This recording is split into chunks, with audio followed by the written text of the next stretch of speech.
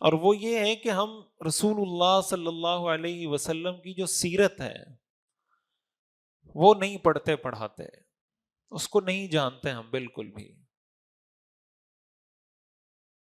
اور سیرت نہ پڑھنے کا نقصان یہ ہوتا ہے کہ انسان، ہر آدمی کا نا اپنا ایک بیک گراؤنڈ ہوتا ہے، فیملی بیک گراؤنڈ ہوتا ہے، ایجوکیشنل بیک گراؤنڈ ہوتا ہے، ہر لحاظ سے ہر آدمی کی الگ ایک براٹ اپ ہوتا ہے اس کا، کہاں وہ پلا بڑا ہے، کس ماحول میں، کس محلے میں، کس گھر میں،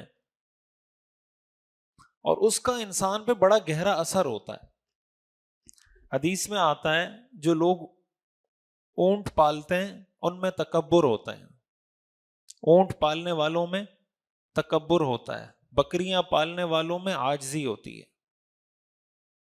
صحیح حدیث ہے کہ اونٹ اور گھوڑے پالنے والوں میں تکبر ہوتا ہے اور بکریاں پالنے والے میں عاجزی ہوتی ہے. تو اونٹ پالنے والے میں تکبر کہاں سے آتا ہے؟ گھوڑے پالنے والے میں تکبر کہاں سے آتا ہے؟ گھوڑے سے آتا ہے. اور بکریاں پالنے والے میں عاجزی کہاں سے آتی ہے؟ بکریوں سے آتی ہے.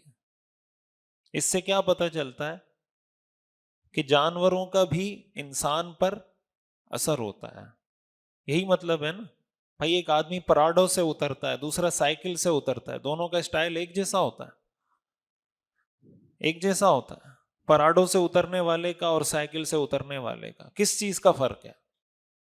سواری کا فرق ہے نا. پراڈو سے اترنے والے کا سٹائل بالکل چینج ہے اور سائیکل سے اترنے والے کا سٹائل بالکل الگ ہے. کس چیز کا فرق ہے؟ اس سائیکل اور پراڈو کا فرق ہے. حدیث میں آتا ہے من سکن البادیۃ جفا، جو آدمی دیہات میں رہتا ہے اس کے مزاج میں سختی آ جاتی ہے. دیہات میں رہنے والے آدمی کے مزاج میں سختی آ جاتی ہے. اس کے مزاج میں سختی کہاں سے آتی ہے؟ اس زمین سے، ان پہاڑوں سے. جب پہاڑوں میں رہتے ہیں تو مزاج بھی پہاڑی ہو جاتا ہے، مزاج بھی سخت ہو جاتا ہے. اس پہاڑ کا بھی انسان کی فطرت اور طبیعت پہ اثر ہوتا ہے. یہ انسان کی نیچر ہے، اللہ نے فطرت انسان کی ایسی رکھی ہے کہ انسان ہر چیز کا اثر قبول کرتا ہے.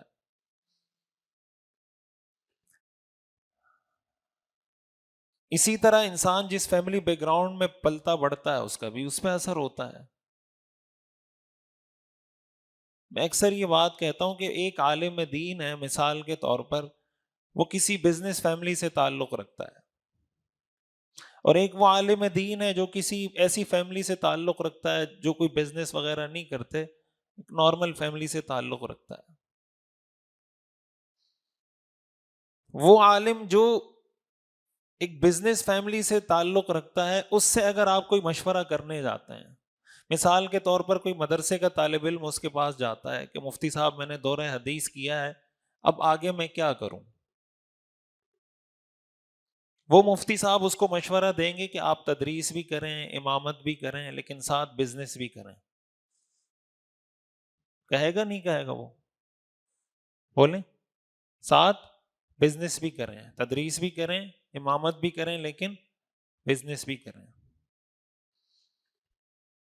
ایک وہ عالم ہے جس نے مثال کے طور پر پی ایچ ڈی کی ہوئی ہے، اس کے پاس کوئی جاتا ہے، وہ کہے گا کہ آپ تدریس بھی کریں، امامت بھی کریں، ساتھ یونیورسٹی کی ایجوکیشن بھی کنٹینیو کریں.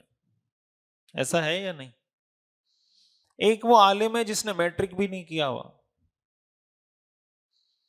اس کے پاس اگر آپ جائیں گے وہ کہیں گے کوئی ضرورت نہیں اسکول جانے کی، یونیورسٹی جانے کی، میں نے کچھ بھی نہیں پڑھا ہوا، آپ کے سامنے ہوں، بیٹھا ہوں. میں اگر بغیر میٹرک کے کامیاب ہو گیا تو آپ کو کرنے کی بھی ضرورت نہیں ہے. یہ دنیا میں بہت سارے آج موٹیویشنل سپیکر ہیں نا جو نوجوانوں کو کہتے ہیں پڑھنے کی ضرورت نہیں ہے، بزنس کریں. ہے نا ایسے بہت سارے موٹیویشنل سپیکر. دیکھیں میں میٹرک میں فیل ہو گیا تھا تو میں بزنس کر رہا ہوں، جو میٹرک میں پاس ہوئے تھے ان کی 50,000 تنخواہ اور میں اتنے ڈالر کما رہا ہوں. یہ فرق کس چیز کا ہے کہ ایک عالم آپ کو مشورہ دے رہا ہے آپ بزنس کریں، دوسرا عالم آپ کو مشورہ دے رہا ہے آپ یونیورسٹی پڑھیں، تیسرا عالم مشورہ دے رہا ہے میٹرک بھی نہیں کرنا. یہ فرق کس چیز کا ہے؟ یہ اس کے بیک گراؤنڈ کا فرق ہے. ایسا ہی ہے نا, اس کا جو بیک گراؤنڈ ہے, family back ground, educational back ground, جو بھی اس کا بیک گراؤنڈ ہے, اس کے مطابق وہ آپ کو مشورہ دے رہا ہوتا ہے. رسول اللہ صلی اللہ علیہ وسلم کی جو سیرت ہے وہ اسوہ حسنہ ہے, وہ کامل ہے.